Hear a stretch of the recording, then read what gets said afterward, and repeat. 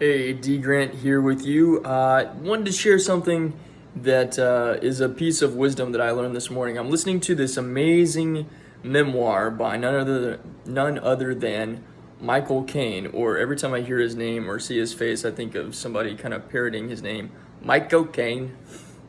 But the book is called "Blow the Bloody Doors Off," and it's just packed with all this amazing wisdom and insights and life lessons told from this, I think he's 85 years old, actor who's been in a billion films. That's hyperbole, of course, but he's been in a ton of films. He did a bunch of stage play acting and different varieties in London and all over the place.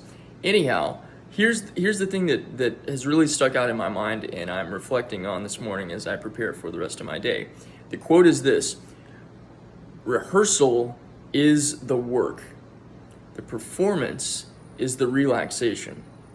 Now that really just hit me in such deep and profound ways because I'll be honest with you, I have flowed a lot in this creative space where with a lot of the talks that I've done a little bit of preparation work and I've had an outline for what it is that I want to say, and I've meditated on what it is that I want to focus on.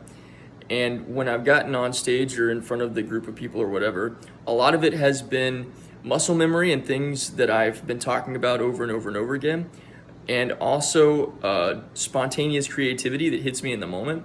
But I'll be honest, just really honest to say that writing out everything and being really rehearsed on exactly the way it's going to go or what it is that I'm going to do has not exactly been the way that I've worked.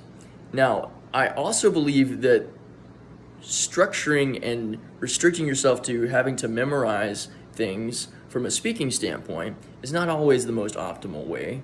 I know that when I allow my spirit to flow and I surrender to whatever's going to happen and I surrender to God in the process, having an idea of what it is that I want to say is a great foundational point, but also I allow creativity to flow in the moment.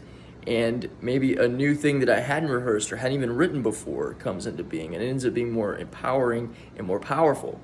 And so there is this balance between creative flow and preparation. But I find it to be incredible wisdom to be ready for what it is that you're going to do so that when you're actually on stage, whether you're speaking or it's time for you to shine, those butterflies that are usually in your stomach out of nervousness and anxiety of, oh God, I hope I don't get this wrong, really fizzle and fade away because you have prepared yourself enough over and over and over again to have the confidence to know that when it's your time to shine, not only are you going to shine, but you are going to be a beacon light for whoever you are with. And so that little piece of wisdom and a little piece of encouragement is what I wanted to share with you this morning or today, whenever it is that you're watching this.